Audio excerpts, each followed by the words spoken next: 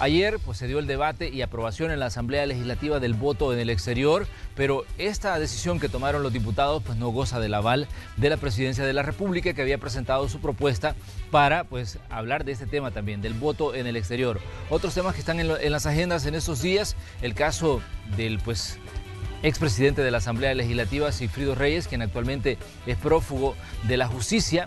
Algunos voceros del partido FMLN hablan de persecución política en torno a este caso. Además, han salido nuevos sondeos de opinión que dan pues, el aval al presidente en el trabajo que se está desarrollando. Se han evaluado los meses que lleva trabajando desde el Ejecutivo y ha recibido muy buena nota. Pero vamos a poner algunos hechos en contexto y luego pues, saludamos a nuestro invitado de esta mañana. En la Asamblea Legislativa se mantiene en discusión el estudio del voto en el exterior. Por ello, esta semana el gobierno salvadoreño entregó su propuesta que aseguran permitirá la votación electrónica de la diáspora en las elecciones de diputados y consejos municipales de 2021, siempre que tengan una dirección radicada en El Salvador. Las autoridades señalan que la propuesta descarta el voto epistolar o por correo para implementar el voto electrónico bajo todos los criterios de seguridad cibernética en una plataforma desde nuevas oficinas del Tribunal Supremo Electoral ubicadas en consulados en el extranjero. El costo de esta iniciativa aún no se ha especificado, pues debe establecerse la plataforma electrónica en las sedes del tribunal. Hablando de costos y dinero, es de mencionar que recientemente el ministro de Gobernación, Mario Durán, dio a conocer que ya se está pagando el incremento en la pensión de los veteranos y excombatientes, tal como lo ordenó el presidente de la República, Nayib Bukele, en octubre pasado. Destaca que este es el primer mes en el que se les pagará $100. En 2019 se cerró la lista en 77,000 excombatientes. Esta mañana, en la entrevista de Hechos AM, conversaremos sobre estos y otros temas. ¡Comenzamos!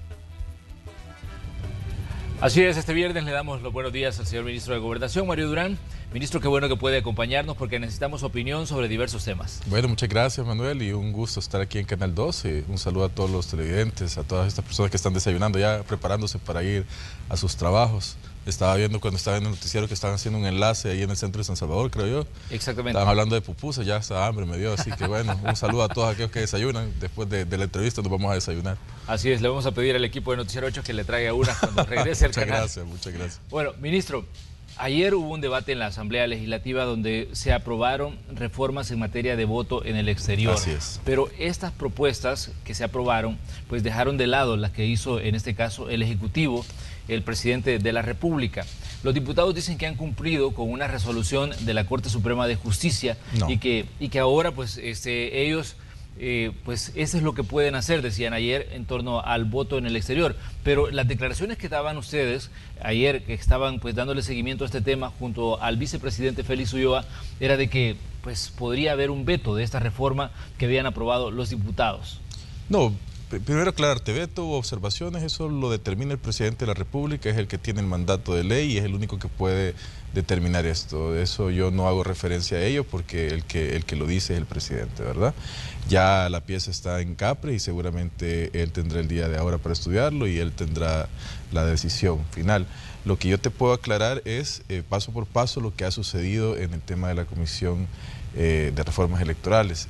Allá por el 2012, es decir, hace 8 años, 2012, hace 8 años, la Sala de lo Constitucional tuvo una sentencia en la que le decía a la Asamblea tiene que legislar sobre el voto de los salvadoreños en el exterior, en Parlamento, en Asamblea Legislativa y en consejos municipales. Todos estos años han pasado, todas estas elecciones en los últimos 8 años han pasado y no habían legislado nunca y nunca se habían interesado sobre el tema. En los últimos meses, en los últimos 2-3 meses, se empezó a ver un movimiento dentro de la Asamblea Legislativa que pretendía legislar de la manera que lo hicieron el día de ayer. Nosotros nunca pensamos, en su momento no pensamos que la Asamblea fuera a no cumplir la sentencia de la Sala, es decir, que no fuera a legislar sobre los casos que se había sentenciado. La Asamblea Legislativa el día de ayer lo que hizo es votar por una reforma en la que los salvadoreños en el exterior van a seguir el mismo proceso engorroso y prácticamente que bloquea el voto de los salvadoreños en el exterior que se tenía antes. y solamente para Parlamento y diputados desde la Asamblea, dejando afuera a los consejos municipales, es decir, los salvadoreños en el exterior, a pesar de que la Sala desde el 2012 ordenó a la Asamblea Legislativa que legislara sobre el tema del voto de los salvadoreños en el exterior para elegir a los consejos municipales, es decir, a los alcaldes de los municipios, ellos los dejaron por fuera adrede, después de 8 años, pues de tener todo el tiempo suficiente para hacerlo. Y hacen una votación para que los salvadoreños en el exterior puedan votar, pero con el método que ya se conocía de antes, es decir, un método que a todas luces no ha funcionado y que los salvadoreños en el exterior de alguna manera pues no están de acuerdo con él, pues no les permite, no les facilita el voto de los salvadoreños en el exterior.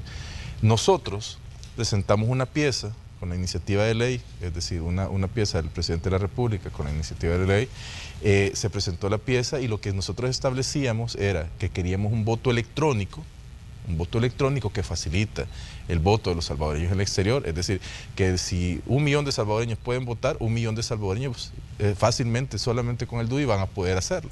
Entonces, ¿qué sucede? Esto no fue tomado en cuenta. Además, nosotros le pedíamos a la Asamblea Legislativa que legislara sobre todo, es decir, Parlamento Centroamericano, Asamblea Legislativa y consejos municipales. Obviamente nos reciben la iniciativa de ley, eso fue hace ya 3 días, y la Asamblea Legislativa no ve, la Comisión de Reformas Electorales no entra a conocer sobre la iniciativa que el Ejecutivo había enviado. En vez de eso, manda a pleno su propuesta y votan sobre su propuesta sin conocerla de nosotros, es decir, en un movimiento dentro de la Asamblea Legislativa que lo que pretendía era no saber de lo que el Ejecutivo proponía, a modo de votar por lo que ellos consideraban era beneficioso para los intereses dentro de la Asamblea. ¿Por qué son intereses dentro de la Asamblea? Porque los diputados saben que al votar de la manera que votaron, marginan el voto en el exterior porque complican el proceso para que se realice el sufragio. ¿Sabe? Y así dejando afuera a millones de salvadoreños. Tenemos una declaración que se daba ayer durante el debate de ese tema del voto en el exterior. Era el diputado Alberto Romero el que hacía pues algunas alusiones y quien pues le mandaba incluso un mensaje al presidente de la República. Vamos a escuchar este segmento para luego pues usted nos haga el comentario pertinente. Adelante. Sí, de veras queremos que muchos salvadoreños en el exterior voten. Y yo cierro diciendo esto. Si el que tiene problemas es el gobierno, porque desde septiembre le estamos pidiendo que nos dé y que nos apoye en el voto en el exterior. Y les valió. Y este llamado es para Nayib, que revise su equipo jurídico. Porque ya es segunda vez que le pasa en la Asamblea. Una ley que se aprobó en legislación, el mismo día estaban presentando la propuesta de ellos. Así que el presidente revise todo ese equipo inútil que tiene jurídicamente. Gracias. Bueno, esto era parte del debate ayer en la Asamblea Legislativa y estas fueron unas declaraciones que generaban pues mucha efervescencia también en redes sociales, lo que decía el diputado Alberto Romero del Partido Arena. Sí, bueno, Alberto no puede estar más desubicado y bueno, es lo que tenemos en la Asamblea Legislativa en estos momentos. Pronto, el 2021, vamos a cambiar a todas estas personas, pero decirte que eso no es así como él lo plantea. La Asamblea solicitó a la Secretaría Jurídica de la Casa Presidencial un tema de presupuestos para ejercer el sufragio en el exterior.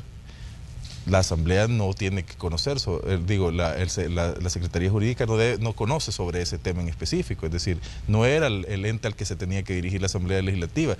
Nunca preguntó sobre las formas de voto, nunca se preguntó sobre cuál era la postura de Casa Presidencial sobre el tema, etcétera. Es decir, nada que ver, más que era un tema de presupuesto, ellos tendrían que dirigir su nota a Hacienda. Eso es lo que ellos cometieron, eso es lo que está interpretando ahí el diputado. No está más alejado de la realidad que eso, es decir, con lo que ellos están diciendo en ese momento es una falacia. Ahora bien, nosotros presentamos esto porque dentro de la Comisión de Reformas Electorales se empezó a conocer, o sea, se empezó a ver información de que ellos no pretendían legislar sobre todos los campos que la sentencia determinaba, es decir, Parlamento, Asamblea y consejos municipales. Nosotros entendiendo también que querían bloquear el voto en el exterior, dejando la manera engorrosa que han venido trabajando todo este tiempo. Entonces, nosotros proponemos un voto electrónico y la voluntad del presidente, de la presidencia y de este gobierno es cueste lo que cueste, nosotros tenemos que implementar un voto que facilite la democracia, que amplíe la democracia, que amplíe el sufragio a los hermanos en el exterior. Es decir, todas estas personas que por años han mantenido a este país a flote, necesitan y merecen por lo menos el derecho al voto. Y nosotros estamos muy claros que eso es un pilar fundamental. O sea, nosotros tenemos que ampliar la democracia. Los que quieren bloquear ese derecho es la gente en la Asamblea Legislativa, estos diputados que votaron el día de ayer, porque simplemente se les facilita hacerlo de esa manera, porque así entonces sus intereses se ven protegidos, porque los salvadoreños en el exterior no van a tener fácil votar. Es decir, de los 300,000 y pico de salvadoreños que podrían haber votado en las elecciones anteriores, apenas votaron menos de 10,000. Sí. Es decir, se calcula que son 1 millón de salvadoreños los que pueden ejercer el sufragio fuera de nuestras fronteras, es decir, los que están aptos para hacerlo. Y esto bloquea en todas las medidas esa situación. Si nosotros aceptáramos y la Asamblea Legislativa apoyara la propuesta del presidente Nayib Bukele sobre el voto electrónico, ¿verdad? Y sobre todas las áreas que se permiten, nosotros podríamos ver un voto masivo de los salvadoreños en el exterior, y es lo que nosotros queremos, facilitarle. La gente en Estados Unidos, en Italia, en España, allá donde estén los salvadoreños, que estamos en todas partes, no la tienen fácil. No la tienen nunca fácil para votar, y no es que no quieran votar, y no es que no quieran decidir sobre el rumbo de este país. Lo que sucede es que a través de todos estos años no se les ha facilitado, y nosotros queremos que se les facilite. Pero hay políticos que dicen que no es conveniente también la votación desde el exterior, y dicen, bueno, porque los salvadoreños en el exterior desconocen las realidades de los municipios y desconocen pues las realidades que está enfrentando El Salvador, y ellos intervienen en una votación y a veces sin conocimiento, dicen, de lo que está ocurriendo en el país. ¿Es válido este argumento? No, no hay peor mentira que esa. Yo no conozco un salvadoreño en el extranjero que no se sienta arraigado con el lugar donde nació, donde creció, que ve sus necesidades y que quiere cambiarlas. Yo he conocido salvadoreños que han triunfado afuera de las fronteras de El Salvador, y que allá donde nacieron, en un pueblo que muy pocas personas conocen, ellos están ahí siempre tratando de ayudar, mandando dinero para arreglar las calles, para construir una escuela, para arreglar los baños de la escuela, para construir una clínica. Son personas que se unen en función del lugar donde nacieron, y es impresionante cuando uno llega y dice, bueno, ¿y por qué no ayudas allá en San Salvador? Porque tal vez ahí es más multiplicador la inversión, que no sé qué. No, porque mi pueblo lo necesita, porque yo ahí nací, porque ahí tengo mi cordón umbilical. No, es decir, los salvadoreños tienen ese sentimiento de arraigo en el lugar donde nacieron, y por eso es importante, y por supuesto que conocen.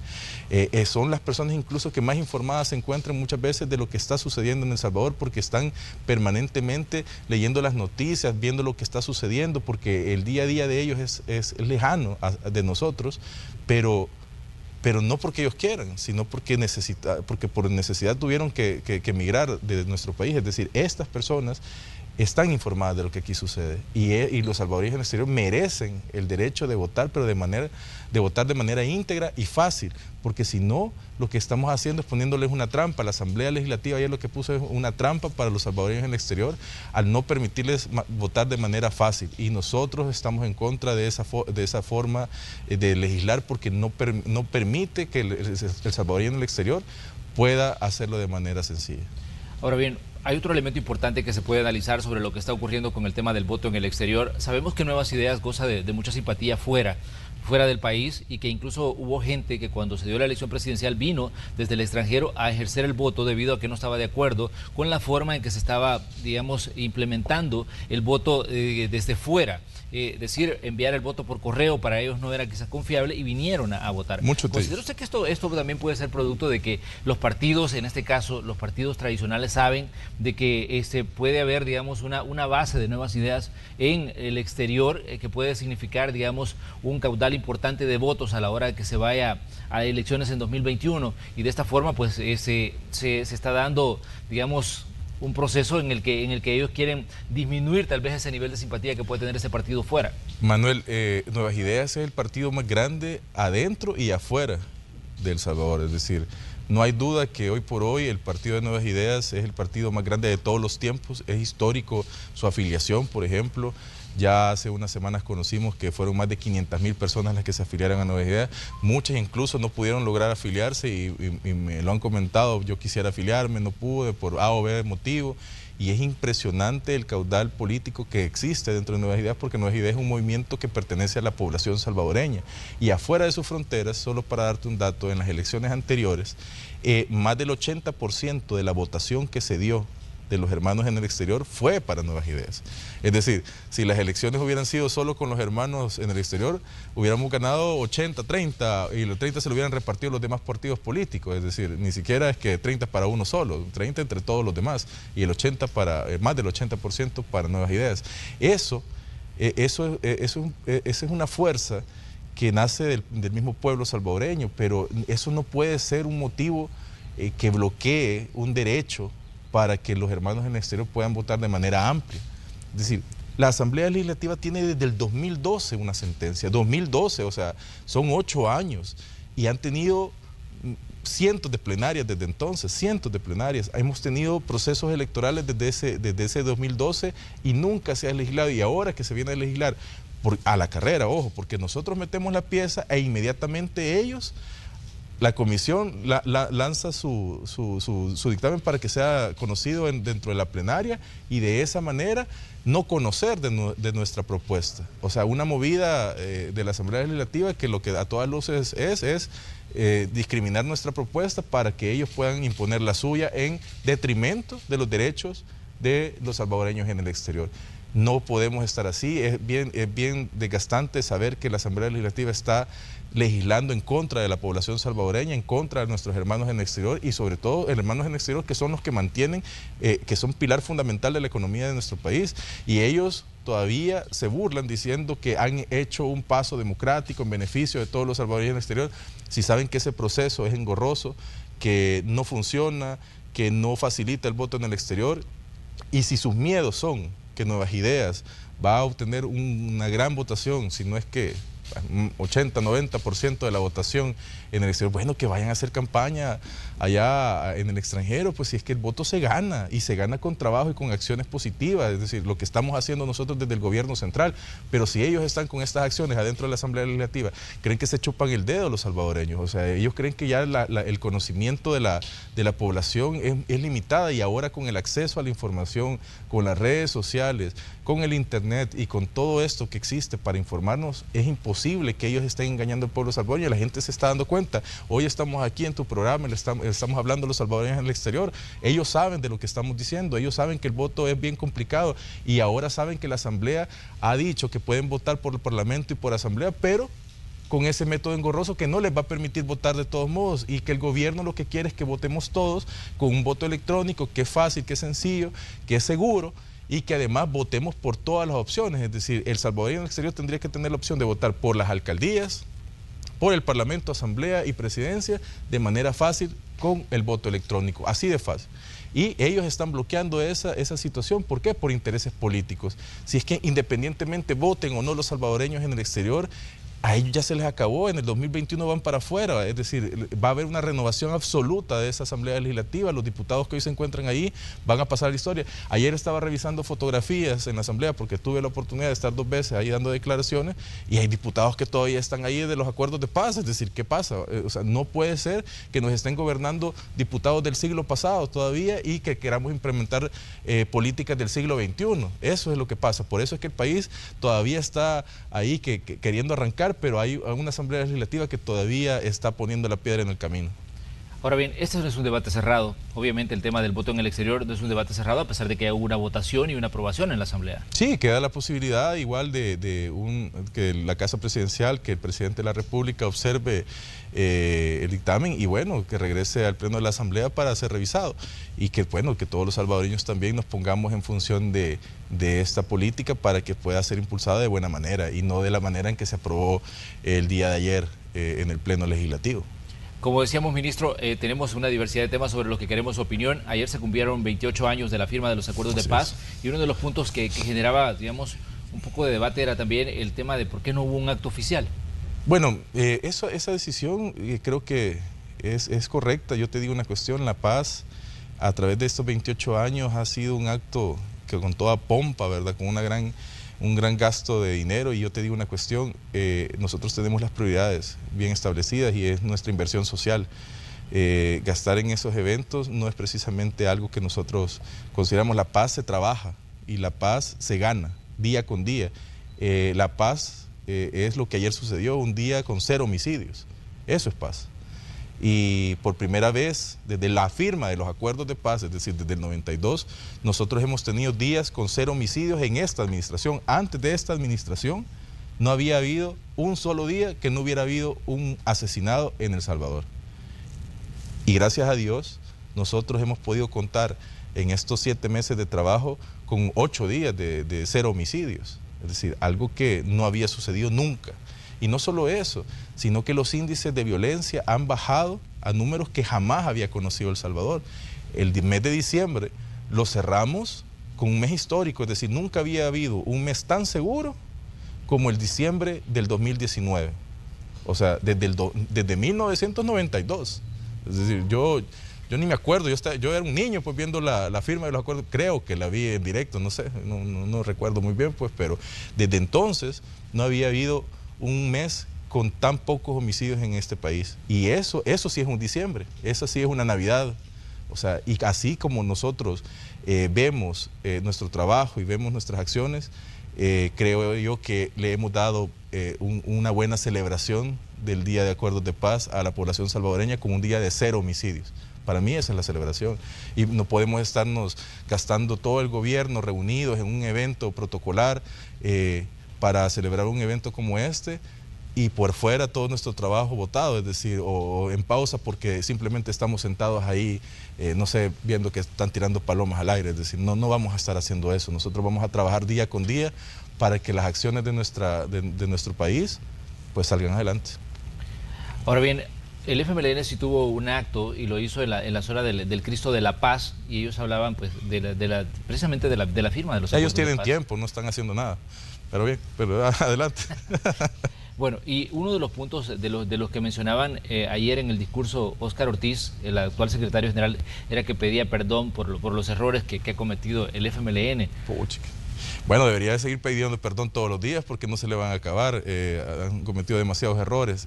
Decirte que, bueno, ahí el FMLN vi su acto, una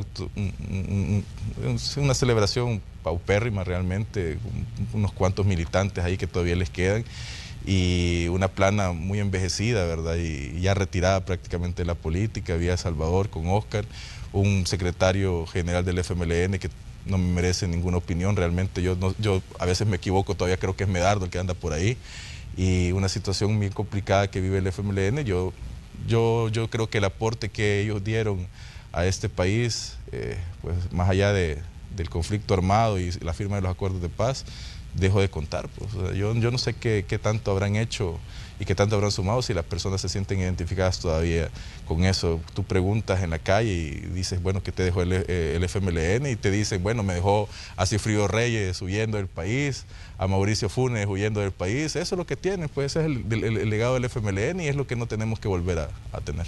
Precisamente cuando hablábamos del caso de Sigfrido Reyes, este fue uno de los puntos que se abordó ayer, aprovechando que estaba pues toda la primera plana del FMLN reunida, pues se habló mucho de este tema de Sigfrido Reyes. En declaraciones que han dado en los días desde que comenzó esta situación, ellos hablan de una persecución política. Han mencionado esto e incluso hablan de un plan que se orquestó en Casa Presidencial, decían ellos, en acuerdo incluso con la Fiscalía General de la República. Es que siempre que se les señala, siempre es una persecución política. Es decir, yo no sé quién los persigue, pero ellos inventan el tema persecución política y ahí creen que cabe cualquier cosa, ¿verdad? Si ellos cometieron actos delictivos, tienen que responder por ellos. Si ellos defraudaron al Estado, deben de responder por ellos. Si ellos robaron al pueblo salvadoreño, deben de responder por ello. Y eso solo se va a determinar en un juicio. ¿Por qué entonces, si es una persecución política, no enfrenta a la justicia? Si es que cuando, por ejemplo, pues, para ser un referente del FMLN, a Fidel Castro lo meten preso y se va a juicio y hace uno de los discursos que pasó a la historia, que es la historia me absolverá, ¿verdad? Entonces, ¿por qué no se queda Sigfrido Reyes aquí a dar declaraciones que sean históricas en defensa de su inocencia? No, huye, escapa. Y eso es lo que nosotros tenemos. Excombatientes, exdirigentes del FMLN que, bueno, nada, se aburguesaron en el proceso y no representan para nada los ideales de la izquierda ni latinoamericana, ni mucho menos, ¿no? O sea, ellos son simplemente personas que ya pasaron a la historia, que creyeron que iban a tener el poder por siempre, que no entendieron que nosotros somos aves de paso, los ministros, los diputados, los alcaldes, todos estamos aquí para servir y no para servirnos, y solo pues, estamos aquí un momento. Y ellos creyeron que iba a ser eterno y simplemente empezaron a hacer cosas que no tendrían que haber hecho, y ahora que la responsabilidad recae sobre ellos, escapan a su responsabilidad. Así que realmente el llamado es a todas estas personas que participaron de todas estas maniobras que realizaron todos estos funcionarios del FMLN a que enfrenten la justicia y que traten de demostrar si son o no son inocentes, pues, porque realmente lo que ahí está a toda vista es que hay culpabilidad, pues, porque alguien que no es culpable no huye. Ahora bien, pero ¿qué decir ante las situaciones que se daban? Y uno de los puntos que cuestionaban era por qué el presidente de la República es el que hace el anuncio de que había un procedimiento en contra de Sigfrido Reyes. Decían ellos, ¿desde cuándo el presidente es el que asume la vocería de la Fiscalía General de la República? Yo no creo que se refieran a eso, más bien a ellos les molesta que hay un liderazgo en este país que está pendiente de todas las cosas que están sucediendo. Es decir, si ellos pueden observar al presidente, vos puedes observar al presidente y la población salvadoreña en general puede observar al presidente en cada una de las áreas del gobierno. Es decir, nosotros estamos claros que tenemos un presidente que no es como el anterior, ¿verdad? Un presidente ausente, un presidente sin liderazgo. Este presidente está aquí para estar sobre cada uno de los temas que son de interés público, y él puede hacer referencia a cualquiera de estos temas si le parece pertinente, porque la población salvadoreña merece estar informada y él tiene un micrófono que puede informar a la población salvadoreña. Muy bien, vamos a hacer una pequeña pausa comercial. Vamos a regresar enseguida con más de esta conversación que sostenemos esta mañana con el ministro de Gobernación, Mario Durán. Hay otros temas que están en las agendas. Los sondeos le dan pues un alto nivel de aprobación al presidente de la República, y además ya hay un requerimiento de información y de asistencia hecho por la Fiscalía General de la República a las CICIES. Vamos a hablar de los casos en los que el fiscal ha pedido pues que CICIES colabore. Con eso regresamos aquí en Hechos AM.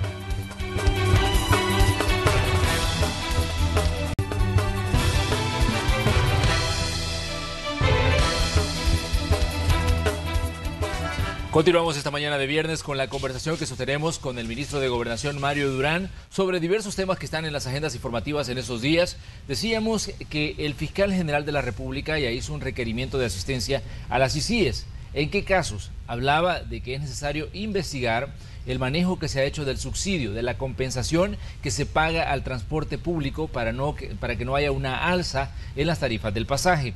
Hablaba también que es necesario investigar el proceso de concesión de un carril para que funcione el Citrams, y también del caso El Chaparral. Él decía, ya tenemos una investigación abierta, pero es necesario que también CICIES intervenga a través del trabajo que puede realizar en estos procesos.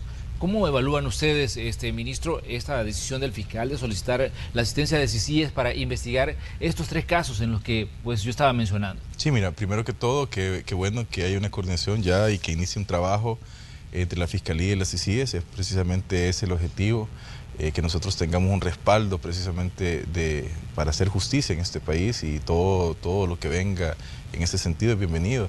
Qué bueno que el fiscal está en esa sintonía, y bueno que se está haciendo ese trabajo, porque precisamente son temas que interesan a la población y está sobre el camino correcto.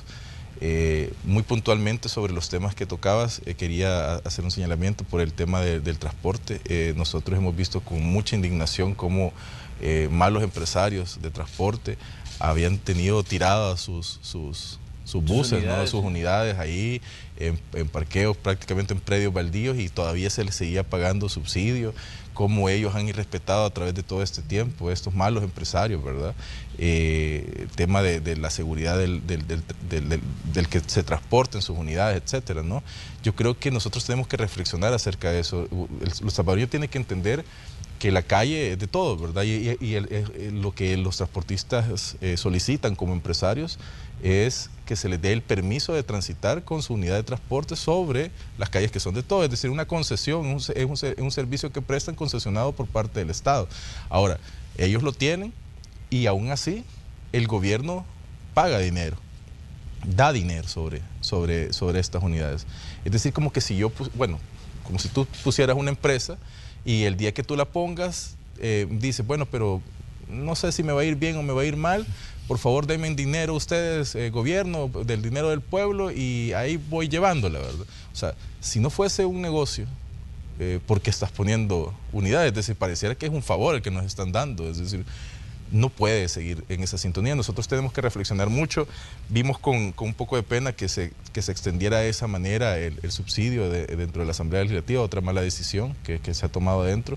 Nosotros pedimos realmente que se revise este tema, es un tema delicado, ¿no? Un tema en el que nosotros creeríamos que hay que contar costillas ahí, ¿verdad? Para saber quién es el buen empresario, quién es el que está dispuesto a mejorar sus unidades, a dar un buen servicio, y que verdaderamente hace buen uso de este subsidio, y si es que se necesita realmente al día de ahora, porque yo he visto esas unidades pasan que se les cae en la gente, ¿no? Pero, ministro, y aún así parece que ellos plantean que es un mal negocio. Pero, ministro, también ahí me parece que es cuestionable la actitud de los transportistas que han estado cobrando esta compensación sin tener las unidades trabajando. De hecho, el ministro de Obras Públicas es un delito.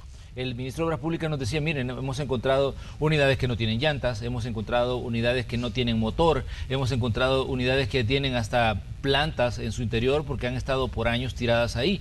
Pero en este caso también es cuestionable la labor de fiscalización que hacen las entidades encargadas de dar esa compensación, porque a mí no me parece que también que se les entregue dinero y no se verifique el trabajo que se está haciendo, porque estamos hablando de que son fondos que al final pues salen del bolsillo de los ciudadanos y que el gobierno es como el intermediario para que esos fondos lleguen a los transportistas, pero también, o sea, es necesario que se mejoren esos controles en cuanto al dinero que se les está dando. No, y El Salvador ya merece un sistema de transporte respetable, es decir, digno. Evidentemente, si tú mejoras el sistema de transporte, viene con ello mucho desarrollo, y lo que nosotros hemos tenido es un atraso adrede. O sea, nadie nunca, hasta que vino Romeo y se puso a trabajar en el tema, nunca habíamos visto estos casos. O sea, estoy seguro que no me podrías mencionar eso de las plantas o de los buses parqueados en algún lugar hasta que vino Romeo, nuestro ministro de Obras Públicas. Esa situación que hoy vivimos es todo lo que nos han dejado los años anteriores, y por eso es que hoy estamos solucionándolo a través de trabajo y a través de acciones en concreto. Romeo ha estado pendiente y está detrás de cada uno de estos malos empresarios que han hecho mal uso también de este subsidio, y que lo único que han hecho es beneficiarse, ¿verdad? No poner a trabajar tus unidades, dejarlas tiradas cuando ya se arruinaron y todavía seguir cobrando. Eso es un robo a todas luces del dinero del pueblo. Yo creería que va por buen camino el trabajo que se está haciendo del Viceministerio del Transporte y obviamente del Ministro de Obras Públicas en función de esto. La población salvadoreña puede estar segura de que allí pues vamos a estar fiscalizando de manera correcta. Ahora, se tienen que hacer más esfuerzos, se tiene que hacer una política en la que la Asamblea Legislativa también regule este tema. Tenemos que sentar precedente con empresarios que no están haciendo bien su trabajo. Todo esto se tiene que hacer y se va a hacer en su momento. Nosotros también, con una de lo que tú señalabas, el chaparral, es otro tema que es sumamente importante, que bueno que el fiscal y la CICIG vayan a trabajar sobre esto. Para darte una idea, esa obra está aumentada, ya ronda por sobre los 700 millones de dólares, es decir, se pasó hace muchísimos años del dinero que tendría que haber sido para ejecutar toda la obra. Estamos hablando de más de 400 millones los que se perdieron y no se sabe dónde están. Bueno, Mauricio Funes sabe dónde están, pero nosotros todavía los andamos buscando, ¿no? Y eso es lo que nosotros tenemos que ver. Ahí hubo un robo descarado por parte de políticos que tuvieron la influencia para sacar de ahí, para sustraer el dinero del pueblo, y la Fiscalía seguramente va a llegar hasta el fondo de estos robos. Y con el acompañamiento de la CICIG es mucho que mejor, porque vamos a tener un trabajo bastante integral. Pero ¿cómo evalúan ustedes el trabajo que está haciendo en este caso el fiscal? Porque el fiscal ha sido objeto en diversos momentos de críticas. Se decía porque no investiga unos casos, porque sí, digamos, le mete el diente a otros. Pero ¿cómo ven ustedes el trabajo de la Fiscalía y esta labor coordinada que pueden hacer con CICIG? Yo veo bien el trabajo coordinado con CICIG. Bueno, como funcionario, el fiscal me merece todo el respeto y creo que la población lo evalúa bien. Y más allá de esto, lo que nos interesa a nosotros como ciudadanos, y hablo como ciudadanos, es que dé resultados, ¿no? Y si está detrás de estos criminales como Mauricio Funes, o en el caso de Sigfrido Reyes, o va detrás de todos los involucrados en el tema Chaparral, pues está más que bien, ¿no? Son casos que todos sabemos y que nos han explotado en la cara y que día con día vivimos con ellos y todavía no se han resuelto. Entonces yo quiero respuestas acerca de esos temas. Así que el fiscal pues tiene que seguir con su trabajo y hacerlo de la mejor manera, porque tiene también que ser justo e imparcial. Si las personas son inocentes, pues van a salir libres, pero si no, él va a hacer que caiga todo el peso de la ley sobre estos individuos. Ahora bien, cuando hablábamos del tema de la compensación al sector transporte, hay un aspecto importante. Usted decía que fue una mala decisión que los diputados aprobaran una prolongación de ese beneficio para los transportistas. El año completo. Sí, porque va a estar hasta junio, ¿no? En junio se tiene que definir. Sí. El punto es el siguiente.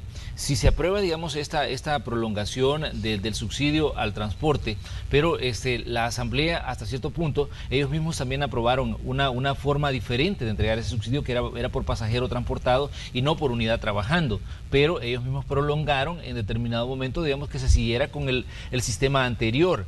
Además, hay situaciones que tienen que ver con el funcionamiento en sí del transporte que se han tomado en la Asamblea. Recordamos, y creo que muchos salvadoreños tendrá fresco en la memoria, cuando se perdonó pues la deuda que tenían los transportistas en esquelas, y que al final la Asamblea también se tiene cierta complicidad en las situaciones anómalas que se han dado, digamos, en el manejo del sector transporte. Y esto quizás en determinado momento puede ser blanco de críticas por lo que estamos diciendo, pero esto es una realidad también que la gente lo percibe de estas decisiones que se toman en un órgano de Estado. Incluso se hablaba de los intereses que se podrían mover en determinado momento de diputados que han sido pues dueños de unidades de transporte. Ahí no solo eso. Mira, tú lo señalas muy bien, y es una burla para el pueblo salvadoreño cómo han venido trabajando en la Asamblea Legislativa en los últimos años. Antes esto, tú lo recuerdas muy bien y tienes toda, porque ejerces el periodismo, ¿no? Pero muchas veces las personas no se enteraban de estas situaciones, como que cancelaban toda la deuda a los transportistas. A nadie, a ti o a mí o a cualquiera de las personas que nos ve que se maneja un vehículo y que si algún día le han puesto una infracción, le han cancelado esa deuda. Es decir, por pequeña que fuera, de 11 o de 56, nunca nos han cancelado una deuda. Pero los transportistas, habían buses con esquelas de 200 esquelas en un bus, ¿verdad? Y hay incluso récords que podrían estar en récord Guinness, ¿no? Porque eso es una cantidad absurda de multas que se han llevado cada uno de estos motoristas, y bueno, en estas unidades. Y realmente se cancelaban de la noche a la mañana como si nada. O sea, y allí atrás hay intereses muy particulares. Tú decías empresarios de buses. Sí, mira, en el transporte hay empresarios buenos y hay empresarios que no son buenos porque no están haciendo las cosas bien. Entonces, de los buenos, que no se sientan aludidos por nada de lo que nosotros estamos diciendo así, pero de los malos, que entiendan que se les va a acabar esa fiesta, porque no se puede seguir en esa dinámica. Yo te explico una cuestión muy sencilla. Cuando tú cancelas las deudas a los transportistas, y la Asamblea Legislativa lo hace por intereses políticos. ¿Por qué? Porque antes, bueno, ellos siguen con esa dinámica, pues, pero el día de las elecciones mueven a sus votantes y los van a traer a un lugar, los van a traer a otro. Eso cuando teníamos el voto residencial, ¿no? Y de esa manera ellos hacían ganar a un alcalde o a algún diputado, etcétera, ¿no? Y todas estas cuestiones que se veían antes es precisamente las que beneficiaban a estos partidos políticos, y se hicieron toda una telaraña, es decir, ya estaban asociados en este proceso, y también para sus campañas, para movilizarles a los militantes, para también para que las personas lleguen a sus mítines, porque pues, si no los mueven, pues no llegan. Entonces, toda esta dinámica que se generó, y obviamente intereses empresariales de algunos pues, empresarios de transporte que se metieron a política, ha hecho que esto se dé de esa manera. Pero ahora eso se tiene que acabar. Eso se tiene que acabar, porque no podemos seguir permitiéndonos un sistema de transporte en el que no esté al centro de nuestra acción las personas, el ciudadano, porque no podemos permitir que sean eso. O sea, tú sales a la calle y te llenan de humo la cara, ¿no? Estás en la parada de buses, te tiran el agua si ha llovido, te arrancan a medio camino de subir, O sea, arrancan cuando vas bajando. Yo he visto personas que se caen de los buses. Es decir, es absurdo que nosotros sigamos con esta forma de hacer las cosas. Por eso es que le está metiendo el diente Romeo a todo este trabajo. Y bueno, y estoy seguro que va a seguir dando la noticia buena, contando costillas a cada uno de estos malos empresarios.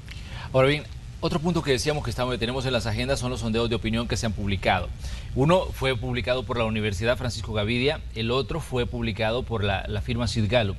En los dos sondeos el presidente parece muy bien evaluado. Para ustedes me imagino que esto es satisfactorio, el hecho de que el presidente obtenga una buena nota en estos sondeos. Pero ayer yo preguntaba sobre este tema a políticos de oposición y decían, miren, el problema es que estos sondeos se hicieron justo cuando está ya en crisis, que ponen en tela de juicio la labor de los partidos políticos o de los diputados. Decían que el sondeo que se publicaba ayer de Sid Gallup se había hecho justo en el momento en el que había estallado el caso de las contrataciones en la Asamblea Legislativa. ¿Qué dicen ustedes sobre todas estas evaluaciones y percepciones que se hacen sobre un mismo tema? Las evaluaciones y las calificaciones que en este caso ponen los ciudadanos al presidente de la República. Mira, no hay peor ciego que el que no quiere ver, ¿verdad? Y nosotros ya estamos acostumbrados a ese tema desde que estamos en campaña incluso. Siempre las encuestas han beneficiado al presidente de la República. El presidente Nayib es sin duda el político mejor evaluado de todos los tiempos, incluso cuando tú ves el sondeo a través de la historia como presidente. Tiene récords, ¿verdad?, que no son nada fáciles, y esto es precisamente por el trabajo que realiza y por el liderazgo que él tiene. Pero a través de estos años, como te decía, los políticos tradicionales han querido tapar los ojos ante la realidad, y eso ha sido en parte lo que ha venido a que ellos fracasen, ¿no? Lo que ha venido a dar que ellos fracasen como en cada elección, ¿no? Ahora vemos, por ejemplo, la presidencia de la República se impulsó a través de la alianza con Gana, y ellos nunca la vieron, porque ellos siempre se negaron a creer que las encuestas de opinión eran reales. Ciertamente es una medida, una fotografía del momento, pero es que esto ya no es una fotografía, porque se repite desde hace tanto tiempo, desde que Nayib era alcalde, y se ha repetido tanto tiempo que ahora ya es una película. Es decir, juntas todas estas fotos y lo empiezas a hacer así, entonces te aparece el mejor político de todos los tiempos, ¿verdad? Entonces eso es lo que nosotros tenemos ahora, pero los diputados se niegan a creer que eso es así, porque va en contra de sus intereses. Es obvio que lo que deberían de hacer ellos es poner sus barbas en remojo, empezar a reflexionar, hacer introspección y entender que los tiempos han cambiado y que los salvadoreños lo que quieren es trabajo, quieren acciones concretas, quieren que las personas que los funcionarios nos pongamos al servicio de ellos y empecemos a hacer las cosas de la mejor manera. O sea, que seamos en la forma más simple, que por lo menos hagan su trabajo bien, pues vaya. O sea, que si no van a dar un plus, que hagan su trabajo bien. Pero no lo podemos encontrar en la Asamblea Legislativa. En cambio de eso vemos acciones como lo del voto en el exterior, que va en detrimento de los salvadoreños afuera de nuestras fronteras. Ahora, ellos deberían de empezar a cambiar esa forma si quieren ser reelegidos para el 2021. El 2021 está a un año, ¿verdad? Y aquí en El Salvador se acostumbra a iniciar campaña siempre mucho antes de tiempo. Ya encontrarás en unos 6 meses forrado de caras de diputados del siglo pasado, todos los bulevares de San Salvador, ¿verdad? San Miguel, Santana, Morazán, La Unión, en todas partes, por los 14 departamentos. Y eso es muy común en ellos. Pero no importa cuántos póster pongan, no importa cuántas vallas levanten, no importa cuántos anuncios tengan en televisión, si no han realizado un buen trabajo, los salvadoreños ya saben quién es quién, y les va a dar su voto o no se los va a dar. Entonces yo creería que ellos ya deberían de empezar a caer en la cuenta de que estos sondeos de opinión es precisamente, y ponen a Nayib tan en alto porque hay trabajo de parte del Ejecutivo, y por primera vez hay un presidente que está trabajando día con día para que el pueblo salvadoreño salga adelante.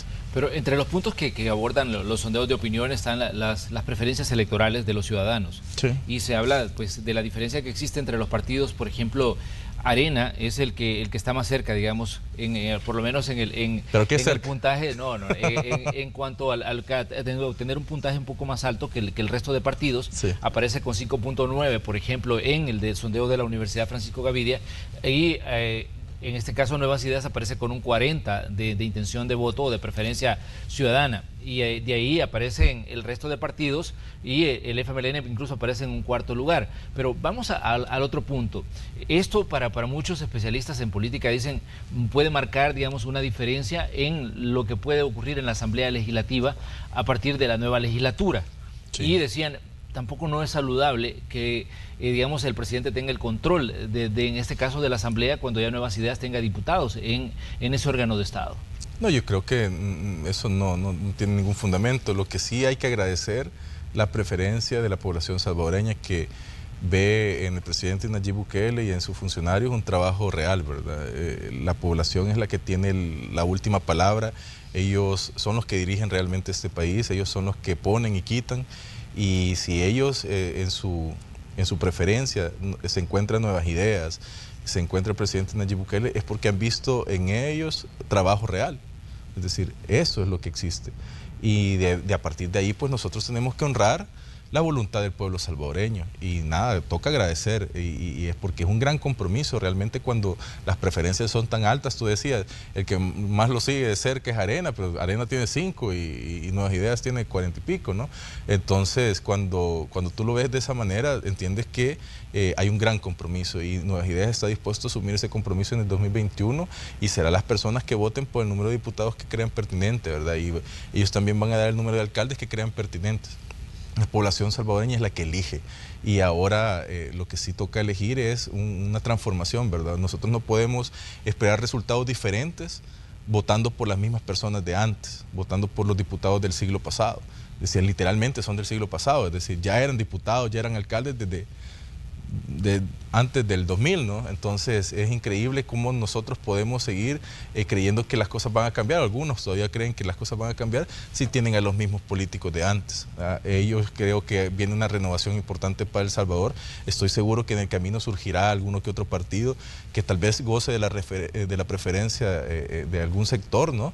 Y ellos se va a ir renovando, se va a ir remozando todo esto que es la política salvadoreña en beneficio de todos nosotros, porque ya los actores del pasado, los actores del conflicto quedaron atrás.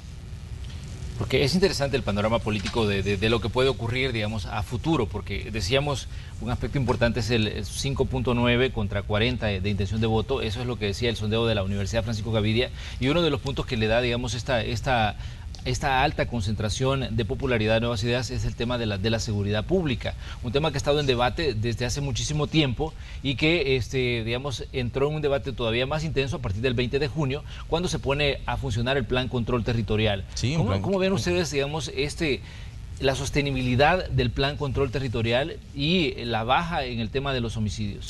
Mira, por partes, ¿no? El Plan Control Territorial es liderado e impulsado por el presidente de la República. Por primera vez, El Salvador ha visto días con 0 homicidios, lo recalcábamos en el segmento anterior. Por primera vez, los números han bajado de manera histórica como nunca antes. Desde la firma de los acuerdos de paz no habíamos tenido meses ni días tan seguros como los que hemos tenido en estos últimos 7 meses. Esas acciones, todas esas acciones se han tomado en estos últimos 7 meses, es decir, todos estos resultados se han dado en estos últimos 7 meses. Y te digo que aún con el presupuesto que nos dejó el gobierno anterior, aún, y eso que todo el presupuesto que podríamos haber tenido nos redujeron hasta la mínima expresión, es decir, sí, lo hemos hecho con lo que teníamos. Y nosotros hemos sido claros en pedir, por ejemplo, los $91 millones a la Asamblea Legislativa, en impulsar algunas otras acciones en las que hemos pedido refuerzo, ¿verdad? Si a nosotros se nos dieran todas estas herramientas, si la Asamblea Legislativa se pusiera a trabajar en favor de la población salvadoreña y coordinara trabajo con nosotros y nos permitiera tener esos fondos para invertir todavía más en seguridad, los resultados todavía fueran mejores. Obviamente que la seguridad es un tema muy importante para los salvadoreños. La economía y la seguridad son pilares fundamentales para que los ciudadanos de este país se sientan bien. Entonces nosotros tenemos que ir sobre esos dos temas con bastante fuerza y el presidente lo ha sido muy claro. De hecho, llamó a su gabinete económico ampliado y ha puesto a todos los funcionarios dispuestos y en función de levantar la economía de este país, buscar inversiones, a facilitar la inversión, es decir, temas que son realmente importantes y que pueden cambiar la dinámica del país. Obviamente En estos 7 meses han habido detractores y ¿qué decían? Es que un día, pero es que un día no es nada. Es que sí, cualquiera baja. Y después empezaron a buscar explicaciones por todas partes. Se empezaron a quedar con argumentos cuando esto empezó a ser sostenible. Y ya vamos 7 meses de trabajo y 7 meses en que se van dando resultados. Y nosotros esperamos con fe en Dios que vamos a poder seguir todos los 5 años en esa dinámica. No podemos decir hoy por hoy que somos Suiza o Noruega, ¿verdad? Pero estamos en el camino de trabajar para un mejor país, un país que antes no se había visto. En los últimos 30 años no habíamos visto un El Salvador tan seguro como el que tenemos ahora, y la población lo está percibiendo. Y no solo lo percibe, lo puede vivir y además lo expresa. Es interesante, un funcionario, un diplomático, hablaba conmigo hace un par de días y me decía, estuve de viaje en los parques de Estados Unidos y andaba con camisas del Salvador, ¿verdad? Y andaba en su trip ahí. Y me decía, me encontré con 3 salvadoreños que identificaron la bandera y me llegaron a decir, las cosas están cambiando en El Salvador es más seguro. Y toda esa dinámica que se crea alrededor de esto es importante porque también nos renueva la fe y la voluntad de hacer mejor las cosas como salvadoreños. Pero, ¿qué dice usted, ministro, a quienes en determinado momento hablan de la baja de homicidios, pero también dicen, parece sospechoso e incluso mencionan que podría haber una tregua con las pandillas? Es que siempre te van a buscar el pero. Y siempre van a señalar cosas. Lo importante es que por hoy las familias salvadoreñas pueden dormir tranquilas. El día de ayer que hubo 0 homicidios, como lo decía el presidente, 10 familias, que es el promedio de muertes en El Salvador, ¿verdad? Que es el promedio de muertes, pudieron estar tranquilas en su casa y no estar velando en una funeraria a uno de sus miembros. Eso es lo que nosotros tenemos que identificar, saber que estamos por el buen camino y que estamos haciendo el trabajo correcto. Y si la Asamblea y los demás partidos políticos se sumaran a este fuera aún mejor, porque podríamos ampliar el rango de trabajo.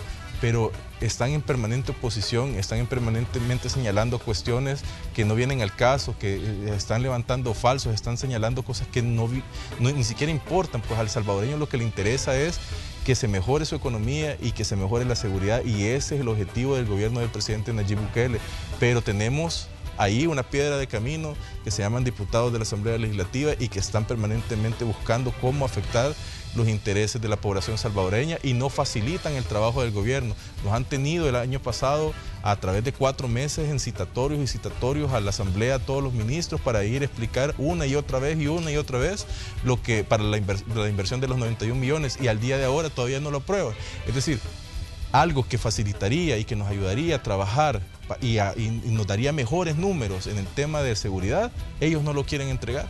Y cuando lo hemos hecho prácticamente sin ningún apoyo, más con lo que teníamos, nos hemos puesto a trabajar, y ahora ellos simplemente se oponen por oponerse. Parece que es la dinámica completa y que a lo que ellos estaban acostumbrados. Ellos no conocen una oposición que sea productiva, que sea propositiva, que sea una crítica constructiva. No, ellos conocen una oposición nada más, oponerse a todo sin ningún sentido. Muy bien, ministro, le queremos agradecer que nos haya visitado esta mañana de viernes ya decíamos 17 de enero de 2020, una agenda muy digamos, nutrida de temas, porque son una cantidad de situaciones que están ocurriendo y que obviamente nos interesa conocer la posición del Ejecutivo expresada a través del ministro de Gobernación. Gracias, Mario Durán, por estar aquí acompañándonos esta mañana. Bueno, gracias, Manuel, y a todos los televidentes, muchísimas gracias. Espero que verlos pronto nuevamente por estas cámaras, y nada, agradecer la invitación, y a Canal 12 como siempre, un gusto. Muy bien, nosotros vamos a ir a una pausa comercial. Cuando regresemos vamos a hablar del tráfico, qué está ocurriendo esta mañana en algunas calles con el tema del tráfico. Además vamos a actualizar datos de las operaciones que ha desarrollado la Policía Nacional Civil en las últimas horas. Ya les mostrábamos las capturas de una supuesta banda de narcotraficantes que operaba ya en la zona oriental. Esto y más cuando regresemos aquí en Hechos AM.